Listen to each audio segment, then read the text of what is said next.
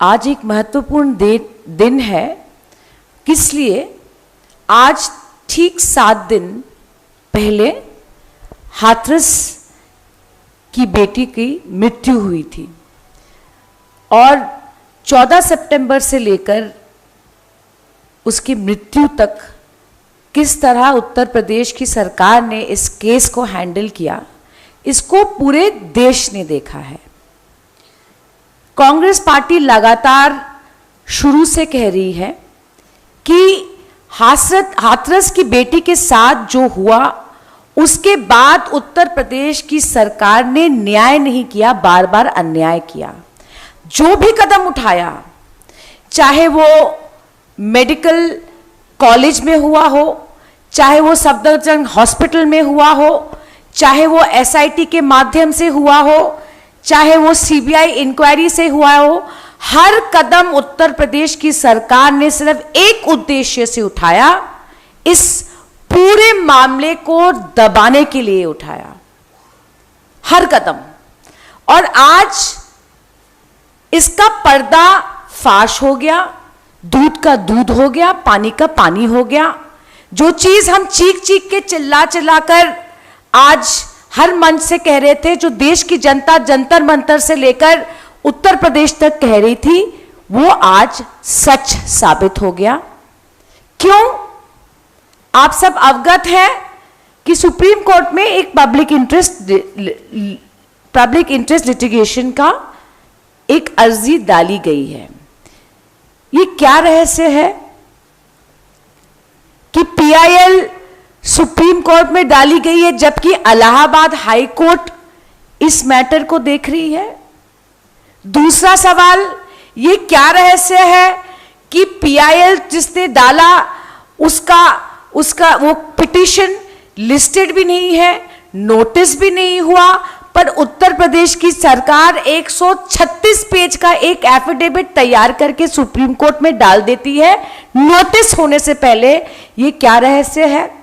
इस पर मैं ज्यादा टिप्पणी ना करके आपके ऊपर छोड़ती हूं कि क्या किस तरह से इस चीज को बार बार हर कदम जो उठाया जा रहा है, हाथरस की इस घटना को दबाने के लिए उठाया जा रहा है।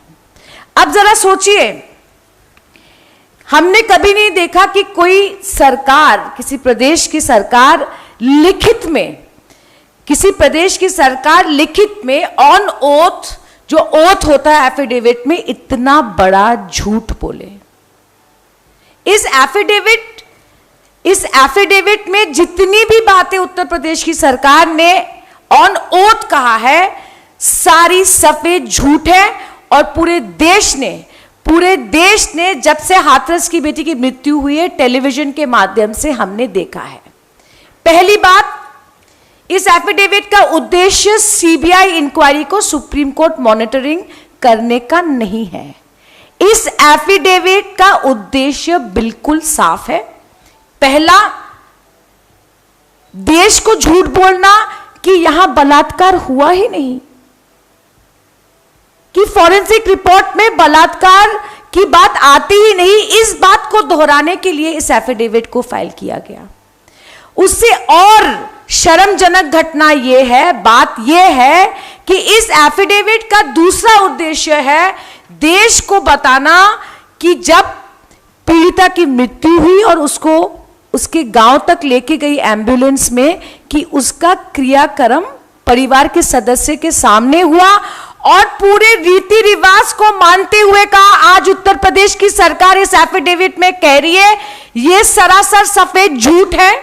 हम सब ने टेलीविजन में देखा, आप लोगों की वजह से, कि किस तरह से हाथरस की बेटी को, जैसे किसी जानवर का भी क्रियाक्रम नहीं होता, एक फायर पे फेंक के केरोसिन डीजल डाल के अंधेरे में जंगल के अंदर, खेत के अंदर जलाया जाता है।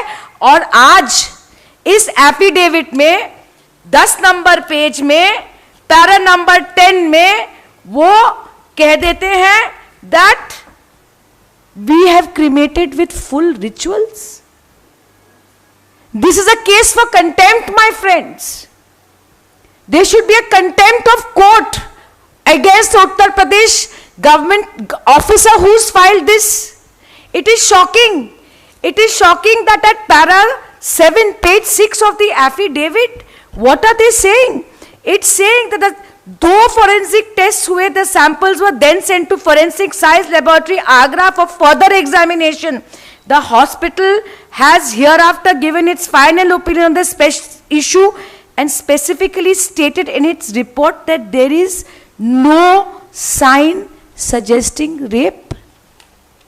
जिस लड़की के रीढ़ की हड्डी को तोड़ के जुबान को काट के खेत में फेंक देती है, वो 22 तारीख को होश में आके बोलती है अपने डाइंग डिक्लेरेशन में कि मेरा गैंग रेप हुआ है।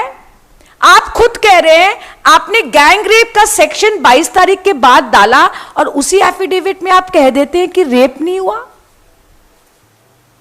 आदित्यनाथ जी, आपके पाप का घड़ा बहुत भर गया है, हमें शर्म आती है। आज हम कांग्रेस के महिला नेता के हिसाब से नहीं बोल रहे, पर सिर्फ एक भारतीय, इस देश की एक महिला होने के नाते कहते हैं, इतनी शर्मजनक घटना और इस तरह का झूठ ऐसे केस में एक सरकार बोल सकती है जिसके प्रधानमंत्री बेटी बचाओ बेटी पढ़ाओ का नारा लगाती है। We condemn it, we condemn it. The blatant lies in this affidavit of saying there is no rape, that she was cremated with full rituals. It is a shocking day. It is a shocking day for every citizen of this country, and we condemn it. And from this podium, Congress party says this affidavit is nothing. This affidavit is nothing but the culmination of the cover-up that began right from 14 September, and this has culminated into this affidavit. This affidavit is a lie on oath. Adityanath government is blatantly lying, shamelessly lying, and we condemn it. Now I request Rajni Tai to address the media. Hathras की बेटी की, निर्भया की जिस तरह से दर्दनाक हत्या हुई, उसके साथ तो यही आलम है कि उत्तर प्रदेश का प्रशासन और पुलिस पीड़िता के बजाय आरोपियों के साथ खड़े हैं। पूरी व्यवस्था उन लोगों के पक्ष में है जिन्होंने इन जघन्य अपराध को किए जाने का आरोप किया गया है, और वो लोग इकट्ठे होकर शक्ति प्रदर्शन कर रहे हैं। पीड़ित परिवार को डराया धमकाया जा रहा है। उत्तर प्रदेश के रावण राज का ये एक पूरा सबूत है। बजाय पीड़िता को न्याय दिलाने, सारा का सारा महकमा उस लड़की के चरित्र हनन करने के लिए एकजुट हुआ है। उसको बदनाम करने के लिए हर संभव दुष्प्रचार किया जा रहा है। ये कहीं ना कहीं भारतीय जनता पार्टी और आरएसएस का सही चेहरा सामने आने का काम है। उनकी विकृत मानसिकता का परिणाम है। जो महिलाओं को हीन समझते हैं, उनके खिलाफ अत्याचार हो रहे हैं, उनको भी उनको दोषी ठहराते हैं। आपको मालूम है कि बलिया का विधायक सुरेंद्र सिंह जो कहता है कि लड़कियों को अगर अच्छे संस्कार दे तो रुकेंगे रेप, ये उनकी भाषा है। आदित्यनाथ कहते हैं कि महिलाओं को अकेले या स्वतंत्र नहीं छोड़ना चाहिए, नहीं तो ऐसे ही हो जाएगा। इतना ही नहीं तो आरएसएस के जो प्रमुख है मोहन भागवत, वो तो कहते हैं कि सिर्फ शहरतों की लिमिटेड है ये रेप की भाषा। और भाजपा का नेता बाबूलाल गौर ने तो ये तक भी कह दिया है कि ढके कपड़े और अच्छे तरह से मंदिर गए तो ये रेप रुक जाएंगे। मुझे एक ही कहना है कि जिस तरह से इस सोच चल रही है भारतीय जनता पक्ष और आरएसएस की, उसमें कुलदीप सिंह सेंगर, चिन्मयानंद ऐसे लोग आज भाजपा के वरिष्ठ नेता बन के काम कर रहे हैं, और जो पीड़ित है उनको और दबाया जा रहा है। इस लाचार कानून व्यवस्था और राजनीतिक संरक्षण के चलते महिलाओं के खिलाफ अत्याचार हो रहे हैं। आपको मालूम है, इतिहास में हमने देखा तो उन्नाव हो, शाहजहांपुर हो, जिस तरह एक तरह से आरोपियों को बचाने का पूरा कोशिश किए जाते हैं। गुजरात का नलिया कांड, ये भी बहुत बड़ा उदाहरण हम उसका दे सकते हैं। उन्नाव में आज भी भाजपा के सांसद दोषी कुलदीप सेंगर का गुणगान करते नहीं थकते। कठुआ, जम्मू कश्मीर के कठुआ में जहाँ बच्ची के साथ अमानवीय दुष्कर्म हुआ था, वहाँ पे भी भाजपा नेता रैली निकालते हैं उनके समर्थन में, विरोधियों के समर्थन में। और हाथरस जहाँ पूर्व भाजपा विधायक राजवीर पहलवान बाजू में खड़ा रहता है आरोपियों के समर्थन में। मुझे लगता है ये बहुत ही सड़ी हुई मानसिकता का एक बहुत बड़ा रूप हमारे सामने आज इस हादसे में सामने आया है। और जब इसके लिए हमारे नेता राहुल गांधी जी और प्रियंका जी जब उन लोगों को मिलने के लिए आगे आते हैं तो उनके साथ हाथापाई की जाती है, उनको ढकेल दिया जाता है। इतना ही नहीं तो प्रियंका जी के कपड़ों को, वस्त्रों को हाथ लगाने का साहस, दुस्साहस ये लोग करते हैं। इतिहास गवाह है कि जब जब भी इस देश में महाभारत से लेकर आप समझिए कि महाभारत में भी जब जब द्रौपदी को वस्त्रों को हाथ लगाया था, महाभारत हुआ था जिसमें हार हुई थी शासनकर्ताओं की। उसके बाद में ममता जी का भी यही उदाहरण है। बहुत सारे ऐसे उदाहरण की जब महिलाओं का वस्त्र को हाथ अपमान किया जाता है तो जो शासन करता है वो उसको खत्म करते हैं। और वही हाल आदित्यनाथ का होगा। मुझे पक्का यकीन है कि इस इंसिडेंस के बाद, हाथरस के इंसिडेंस के बाद बिल्कुल जब आदित्यनाथ सरकार को बिल्कुल लाले पड़ जाएंगे, उनकी सत्ता लोग ही छीन लेंगे। और प्रियंका जी का और राहुल जी को जिस तरह से उन्होंने बर्ताव किया है उसका बदला जरूर उनका उसका जवाब करारा मिलेगा। यही मुझे कहना है। महिलाओं के साथ इस तरह से छेड़खानी इससे आगे सहेंगे नहीं, अभी बर्दाश्त नहीं करेंगे। इसके आगे मैं रिक्वेस्ट करूंगी सुप्रिया जी को कि वो अपने विचार रखें।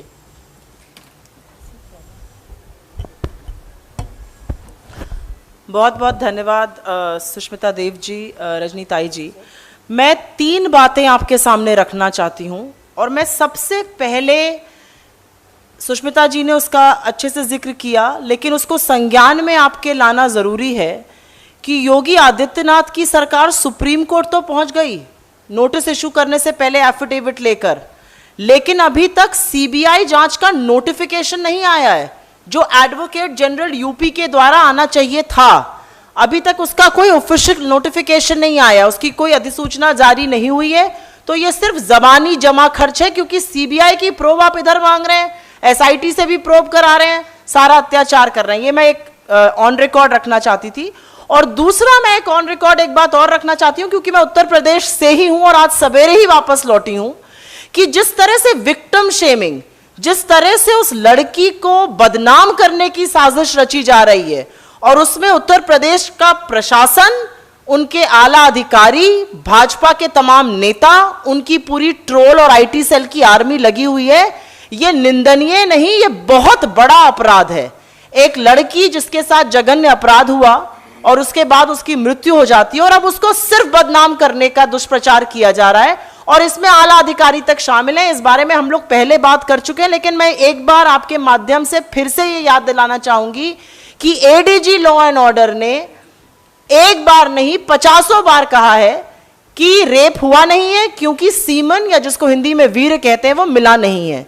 उनको शायद 30 साल पुराना और जो पहले उनको कानून पुलिस एकेडमी में पढ़ाया गया था वो याद है, क्योंकि सच तो ये है कि जो आईपीसी की धारा 375 है वो हमारी सरकार ने निर्भया कांड के बाद 2013 में अपनी जिम्मेदारी समझते हुए बदली थी। और सुप्रीम कोर्ट का judgement state of UP versus Babulnath भी कहता है कि रेप के लिए सीमन का मिलना या पीनस पेनिट्रेशन होना अनिवार्य नहीं है, उसकी कोशिश करना भी रेप है। यह लॉ बदल चुका है, शायद एडीजी महोदय को यह लॉ पता ही नहीं है और इसी को बार बार वो विक्टिम शेमिंग कर रहे हैं। जिस लड़की के साथ इतना दुष्चार हुआ उसी को बार बार बदनाम करने का कार्य किया जा रहा है। मैं एक बात आप सबके माध्यम से जरूर लोगों को बताना चाहती हूं और मेरी बात का मुख्य बिंदु यही है, जैसा कि सुष्मिता जी ने इस एफिडेविट के तमाम पहलुओं पे बोला और रजनीताई ने भाजपा और संघ की मानसिकता पे बोला, जब कोई हथकंडा नहीं बचता है यूपी सरकार के पास, जब वो झूठ भी बोलती है, अंडर ओथ पर्जरी जिसको कहते हैं वो भी करने को तैयार है, तो वो एक नया हथकंडा अपनाती है। एक मनगढ़ंत जातीय दंगों की बात करी जाती है और उन्होंने तमामों अपने एफिडेविट और एनेक्सर्स लगाए हैं। उन्होंने अपनी आईटी सेल के माध्यम से ये सबको बताना चाहा है कि ये इंटरनेशनल कॉन्स्पिरेसी है, ये एक अंतरराष्ट्रीय कॉन्स्पिरेसी है जिसके तहत योगी सरकार को बदनाम करने का काम किया जा रहा है। अब मैं आपको थोड़े तथ्य बता देती हूं क्योंकि अपने एफिडेविट में उन्होंने इंटरनेशनल कॉन्स्पिरेसी की बात नहीं करी है जो भाजपा के नेता, उनके प्रवक्ता, उनके सारे मंत्री कर रहे हैं। इसमें वो कहते हैं सोशल मीडिया के माध्यम से दुष्प्रचार किया जा रहा है और दंगा फसाद कराने की कोशिश करी जा रही है और योगी आदित्यनाथ की छवि खराब की जा रही है। आप में से सब लोग सोशल मीडिया से वाकिफ हैं। मैं सिर्फ 4 सोशल मीडिया हैंडल्स का जिक्र इसलिए करूंगी क्योंकि आपको पता होना चाहिए कि वो किसकी बात कर रहे हैं। वो एक सोशल मीडिया हैंडल की बात करते हैं जिन्होंने कोई कमेंट किया था जिनके 2000 फॉलोवर हैं।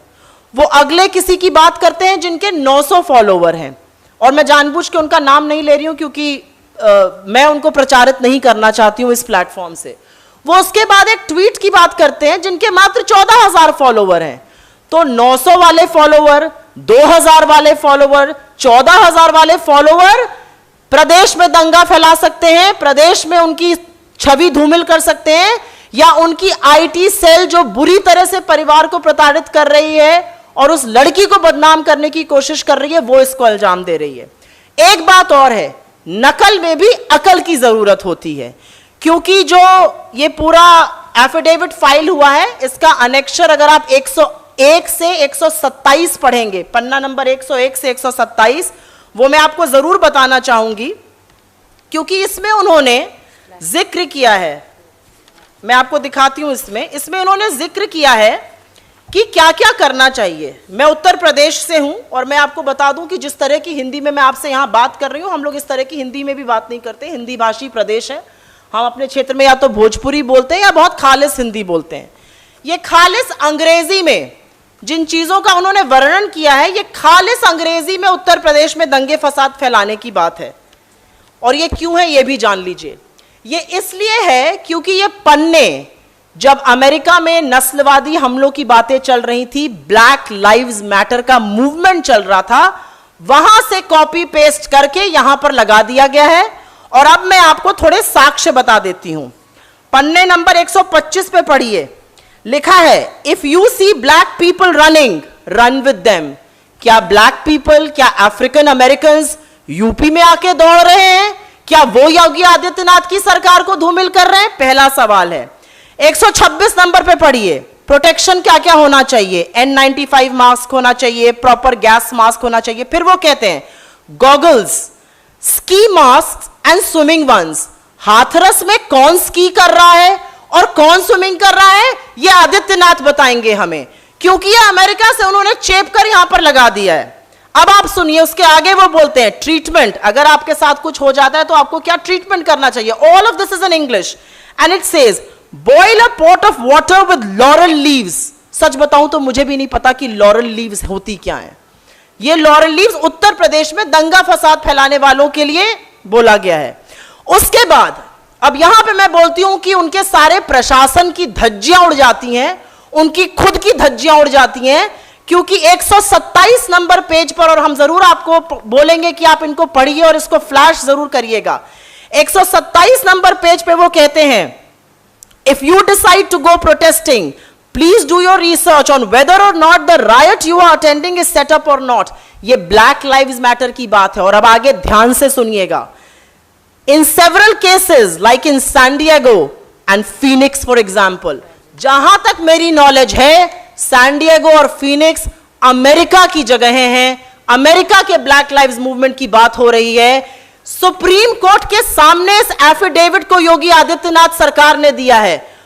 मुझे तो ऐसा लगता है इस एफिडेविट को ही निकालकर बाहर नहीं फेंक देना चाहिए कोर्ट को, उन पर कोर्ट की अवमानना की धारा लगनी चाहिए। एक के बाद एक झूठ बोला उन्होंने, कहीं और पर होने वाले नस्लवादी हमलों को अपने हमले बताया है, और महानुभावों ने 127 नंबर पेज पर NYPD मतलब न्यूयॉर्क पुलिस डिपार्टमेंट भी लिखा हुआ छोड़ दिया है। जहां तक मेरी जानकारी है न्यूयॉर्क पुलिस डिपार्टमेंट न्यूयॉर्क में कानून व्यवस्था देखता है। हाथरस या उत्तर प्रदेश में तो मोदी जी की और योगी जी की जो सरकार है और उसकी जो उत्तर प्रदेश की भ्रष्ट पुलिस है उसी का राज चलता है। तो NYPD इसमें लिखा हुआ है। आप मुझसे ज्यादा समझदार हैं, आप सब मुझसे ज्यादा सोशल मीडिया के ज्यादा यूजर हैं।